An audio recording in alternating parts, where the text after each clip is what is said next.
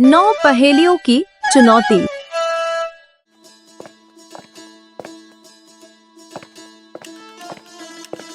बेगम साहिबा, आप परेशान क्यों हैं?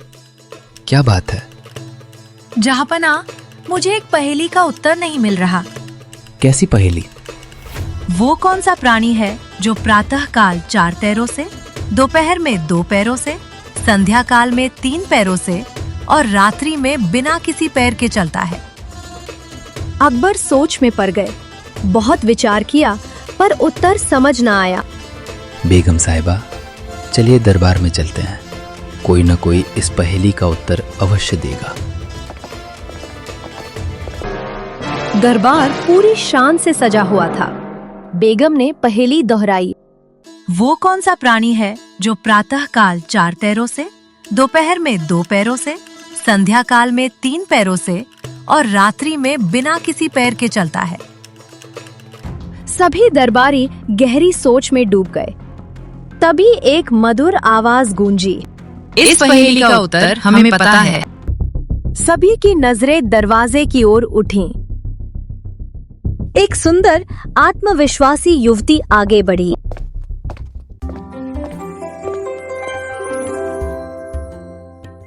मनुष्य का जीवन ही इस पहेली का उत्तर है। प्रातः काल यानी बचपन, जब मनुष्य घुटनों के बल चलता है, मानो 4 पैरों पर। दोपहर यानी युवावस्था, जब वो 2 पैरों पर चलता है। संध्या यानी बुढ़ापा, जब वो लाठी के सहारे 3 पैरों पर चलता है। और रात्रि यानी मृत्यु, जब उसे पैरों की आवश्यकता ही नहीं रहती। दरबार तालियों से गूंज उठा। तुम कौन हो? महाराज, मैं राजकुमारी मोहिनी हूँ। मुझे आज तक बुद्धि में कोई परास्त नहीं कर पाया है। मैंने अच्छों को ज्ञान में धूल चटाई है। ये हमारी चुनौती है, बादशाह अकबर। यदि आपके राज्य में से किसी ने भी मुझे बुद्धिमता में परास्त किया, तो ये मोहिनी अपनी अनेक राज्यों से जीती दौलत आपके कदमों में रख देगी। तो ठीक है, हमें आपकी चुनौती स्वीकार है। हमारी तरफ से बीरबल चुनौती में हिस्सा लेंगे। हमें स्वीकार है महाराज।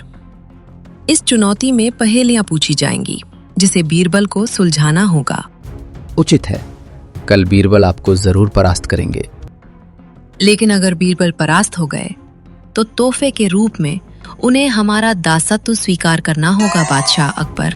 यह सुन तो पूरे दरबारी चौंक गए। आखिर बीरबल किसी के दास कैसे बन सकते हैं? हमें स्वीकार है। बलजीत सिंह, चुनौती की तैयारी की जाए।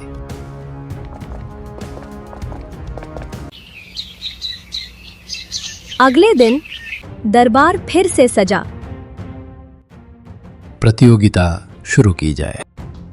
बादशाह, इस प्रतियोगिता के नियम स्पष्ट है। मैं 9 सवाल करूंगी। उसके उत्तर बीरबल को निर्धारित समय में देने होंगे। अगर वो किसी भी सवाल का उत्तर निर्धारित समय में देने में असमर्थ रहे, तो वो अपराजित हो जाएंगे। हमें तुम्हारे नियम मंजूर है। बीरबल किसी भी प्रश्न में अटकेंगे, उन्हें पराजित घोषित कर दिया जाएगा। तो बीरबल जी, हमारा प्रश्न है, यदि एक 10 वर्ष की बालिका एक गेंद को पैर से मारती है और वो गेंद 10 गज दूर जाकर उसी के पास वापस आ जाती है, कैसे? पहला ही प्रश्न सुन सभी चौंक गए। उस बालिका ने उस गेंद को आकाश की ओर मारा है। पैरों से मारने के कारण गेंद आकाश की ओर गई जरूर है, परंतु धरती के गुरुत्वाकर्षण शक्ति के कारण उसी के पास लौट के वापस गिरी है। सटीक जवाब बीरबल जी, बहुत खूब। अद्भुत बीरबल। बीरबल जी, अब हमारा द्वितीय प्रश्न। भानु पिता है भव्य का, परंतु भव्य भानु के पुत्र नहीं है, कैसे? यह तो प्रश्न ही गलत है। पिता है तो पुत्र होगा, पुत्र है तो पिता होगा। मंत्रिमंडली, कृपया आप थोड़ी देर शांत बैठिए। बीरबल को पहेलियों पर ध्यान केंद्रित करने दीजिए। मोहिनी जी, चूंकि भानु और भव्य पिता और पुत्री है, इसीलिए भानु भव्य का पिता है, परंतु भव्य भानु का पुत्र नहीं, पुत्री है। एकदम सही जवाब बीरबल जी। भानु और भव्य पिता और पुत्र नहीं, बल्कि पिता और पुत्री हैं। अरे वाह! वाह बीरबल, हमें तुम पर गर्व है। देखा मंत्री, प्रश्न गलत नहीं था, बल्कि इसका उत्तर आपको नहीं आता था। बीरबल, अब हमारे तीसरे प्रश्न का उत्तर दीजिए। मैं तभी दिखती हूँ जब रोशनी होती है, अंधेरे में मैं खो जाती हूँ। मैं तुम्हारे पीछे भी चल सकती हूँ और कभी आगे भी आ जाती हूँ। बताओ मैं कौन हूँ? इसका जवाब है स्वयं की परछाई, क्योंकि वो रोशनी में ही दिखाई देती है और जैसे ही अंधकार किया जाता है परछाई दिखना बंद हो जाती है। तो इसका उत्तर परछाई है। ठीक कहा बीरबल आपने, इसका उत्तर परछाई है। अब हमारा चौथा प्रश्न है, ये कैसे संभव है कि एक मनुष्य 9 दिन तक निद्रा नहीं लेता? उत्तर दो बीरबल, समय निकला जा रहा है। क्योंकि वह मनुष्य रात्रि में निद्रा लेकर विश्राम करता है, इसलिए उसे दिन में निद्रा लेने की आवश्यकता नहीं होती। अतः वो 9 दिन तक निद्रा नहीं लेता, इसलिए वो 9 दिन तक जाग सकता है। ये सुन मोहिनी अंदर ही अंदर बहुत क्रोधित हुई, क्योंकि बीरबल ने अब तक 4 प्रश्नों के जवाब दे दिए थे। ये पहली बार हुआ था कि किसी ने उसके 4 प्रश्नों के उत्तर दिए हो। फिर उसने क्रोधित होकर बोला, बहुत खूब बीरबल। 5वां प्रश्न, वो क्या है जो आपका है, परंतु आपसे अधिक आपके मित्र और आपके परिचित उसका उपयोग करते हैं? मेरा नाम मोहिनी जी। मेरा नाम ही वो चीज है जो मेरे से अधिक मेरे मित्र और मेरे परिचित उसका अधिक उपयोग करते हैं। वाह बीरबल, आप तो सही में बहुत चतुर हैं। हमें आप पर बहुत गर्व है। 6वां सवाल, वो क्या है जो दृष्टिहीन है, जो ना बोल सकता है ना सुन सकता है, परंतु सदैव सत्य कहता है?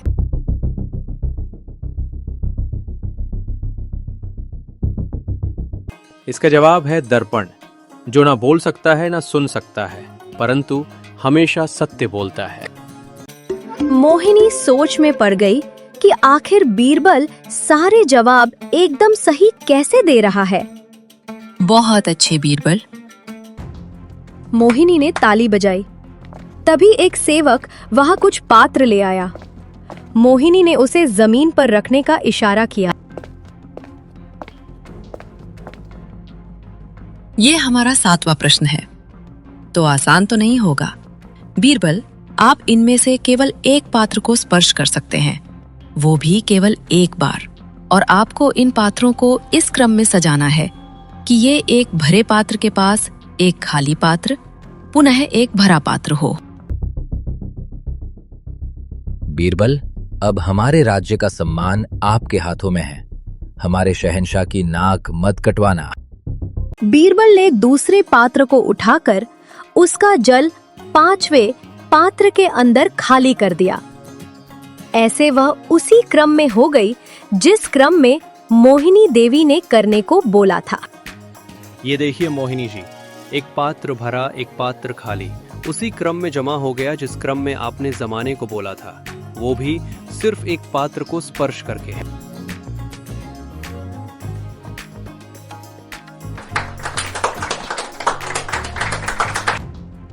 ये हमारा 8वां प्रश्न है। ऐसी कौन सी वस्तु है जिसे तोड़ने के लिए सिर्फ एक शब्द ही काफी होता है? मौन को तोड़ने के लिए बस एक शब्द ही काफी होता है। अब बीरबल ने 8 प्रश्नों के जवाब दे दिए थे। मोहिनी जी को लगा कि अब तो उनकी हार निश्चित है, क्योंकि उन्होंने मुश्किल से मुश्किल सवाल बीरबल से पूछे थे, परंतु उन सभी का जवाब बीरबल ने बड़े आसानी से दे दिया। आप बड़े बुद्धिमान हैं बीरबल जी। हमारा 9वां और अंतिम प्रश्न ये रहा। काली है पर काग नहीं, लंबी है पर नाक नहीं, बल खाती है पर मोर नहीं, बांधती है पर डोर नहीं। बताइए कौन है वो?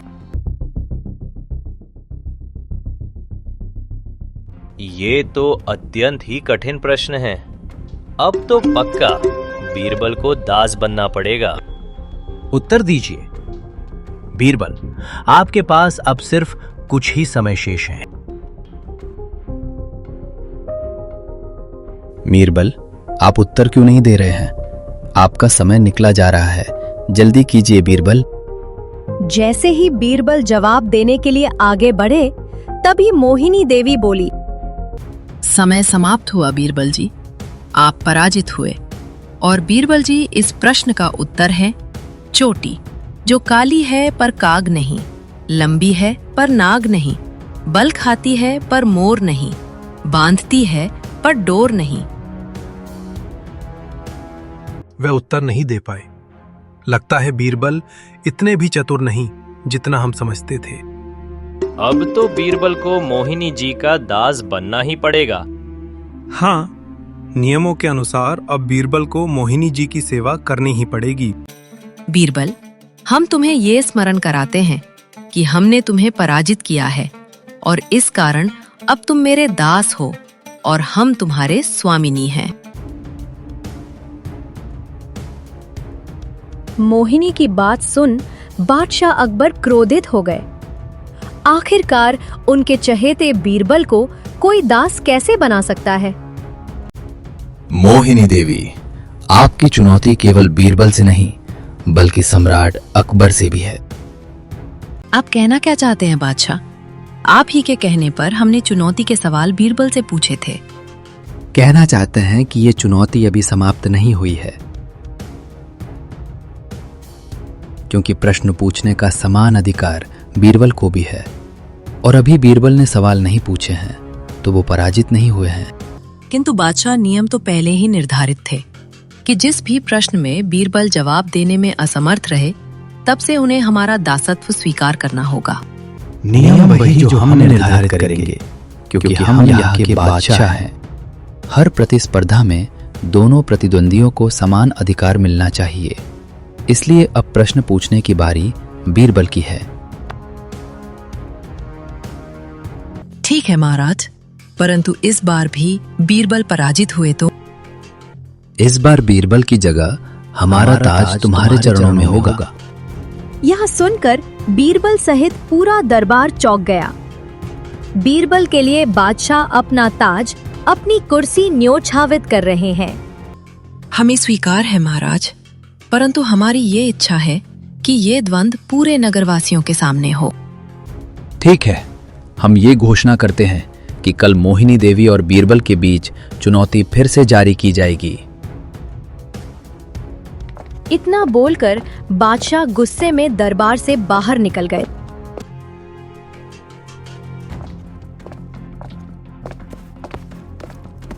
क्या हुआ स्वामी, आप इतने परेशान क्यों हैं? परेशान ना हो तो और क्या करूं देवी। अगर मैं कल फिर से पराजित हो गया तो महाराज को हमेशा के लिए अपना ताज नहीं, ऐसा नहीं हो सकता। हमारे लिए बादशाह अकबर किसी के दास नहीं बन सकते। देखिए, महाराज को आपके ऊपर पूर्ण विश्वास है, इसीलिए उन्होंने ये चुनौती रखी है, तो आप निश्चिंत होकर कल की चुनौती पर ध्यान दीजिए। आप बिल्कुल सही कह रही हैं। मैं अभ्यास के लिए जा रहा हूं।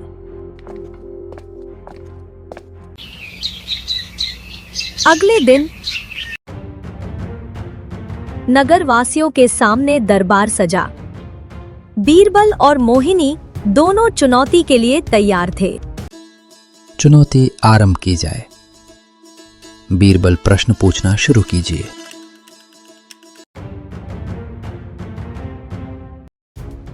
मोहिनी जी, मेरा प्रश्न है, मैं जितना अधिक बढ़ता जाता हूं उतना कम आप मुझे देख पाते हो। बताओ मैं क्या हूं?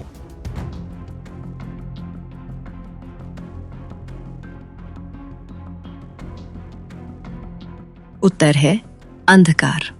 वो जितना अधिक बढ़ता जाता है उतना ही कम दिखता जाता है। सही जवाब। अब मेरा द्वितीय प्रश्न है, ऐसी कौन सी चीज है जिसकी गर्दन तो होती है लेकिन सिर नहीं, दो भुजाएं होती हैं लेकिन हाथ नहीं होते? उत्तर है एक कमीज। सही जवाब है मोहिनी जी। अब हमारे तीसरे प्रश्न का उत्तर दीजिए। मुझे भोजन दोगे तो मैं जीवित रहूंगी और मुझे जल दोगे तो मैं मृत हो जाऊंगी। बताओ मैं कौन हूं? इसका उत्तर है अग्नि। अगर अग्नि में सूखी टहनियां, घास, सूखे पत्ते आदि डाले जाए तो अग्नि और प्रज्वलित होती है, परंतु जैसे ही अग्नि में जल डाला दिया जाए तो अग्नि बुझ जाती है। सही जवाब है। अब हमारा चौथा प्रश्न है, ऊपर ढक्कन नीचे ढक्कन, मध्य मध्य खरबूजा, मौ छुरी से काटे आपही, अर्थ तासु नाही दूजा। इसका उत्तर हमें ज्ञात नहीं है। ये सुन सभी ताली बजाने लगे, सभी खुश हो गए। इसका उत्तर है धरती और आकाश दो ढक्कन हैं। उनके अंदर निवास करने वाला मनुष्य खरबूजा है। वो उसी प्रकार मृत्यु आने पर मर जाता है जैसे गर्मी से मोम पिघल जाती है। अद्भुत बीरबल, अद्भुत। हमें आपके ऊपर पूर्ण विश्वास था। तो मोहिनी जी, अब आपने इस सवाल का उत्तर नहीं दिया तो आप स्वयं को पराजित मानती है ना? गुस्ताखी माफ बादशाह, परंतु मैं भी अपना अंतिम प्रश्न का उत्तर देने में असमर्थ रहा था, तो मोहिनी जी को भी एक मौका और देना चाहिए। एकदम निष्पक्ष बात है बीरबल, तुम एकदम सही कह रहे हो। ठीक है मोहिनी जी, हम आपको एक मौका और देते हैं। बीरबल, आप अपना 5वां प्रश्न पूछिए। तो मेरा 5वां प्रश्न है, मेरे शरीर के 2 भाग हैं, दोनों एक दूसरे से जुड़े हुए हैं। मैं जितना स्थिर रहूं उतना ही तीव्र गति से भागूं। बताओ मैं कौन हूं?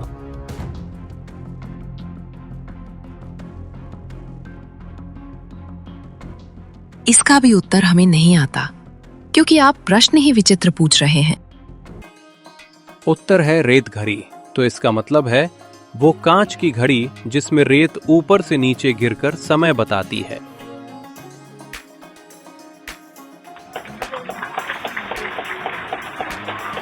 अब देखा जाए तो मोहिनी जी ने हमारे 2 प्रश्नों के उत्तर नहीं दिए हैं, तो इस कारण विजय में हुआ महाराज। बीरबल इस प्रतिस्पर्धा के विजेता घोषित किए जाते हैं। जब मोहिनी जी ने प्रश्न पूछे तब इन्होंने 9 में से 8 प्रश्नों के उत्तर देकर अपनी बुद्धिमत्ता सिद्ध की, और जब बीरबल की बारी आई तो मोहिनी जी 5 प्रश्नों में से केवल 3 प्रश्नों का ही उत्तर दे सकी। अतः न्याय के अनुसार इस प्रतियोगिता के पूर्ण विजेता बीरबल ही हैं।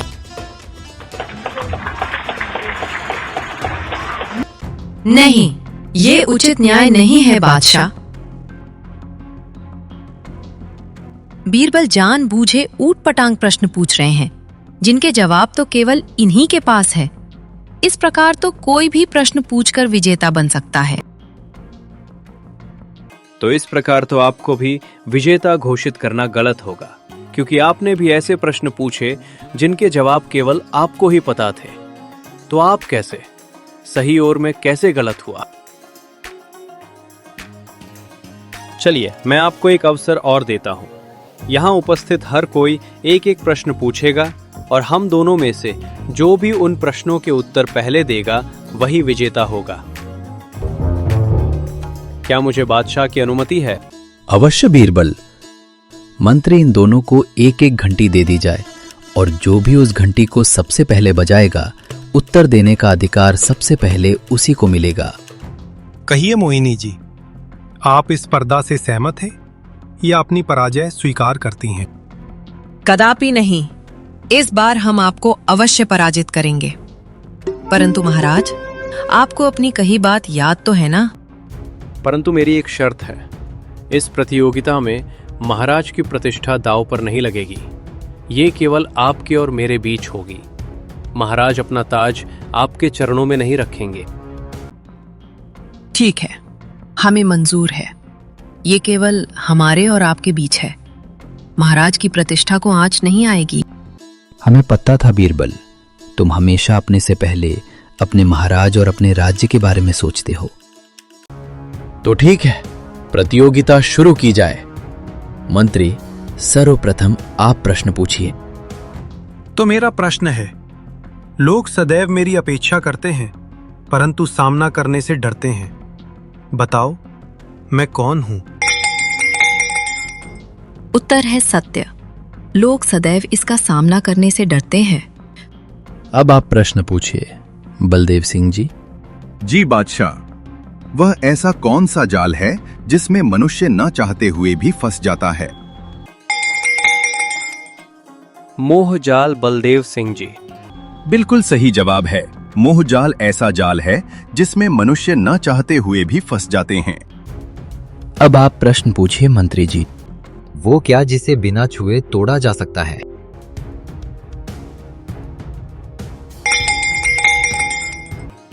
वचन है जिसे बिना छुए तोड़ा जा सकता है। तो बीरबल ने 3 में से 2 प्रश्नों के उत्तर दिए हैं और मोहिनी जी ने केवल 1।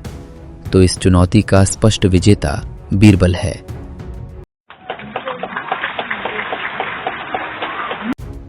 तो मोहिनी जी, अब आप पराजित हुई हैं।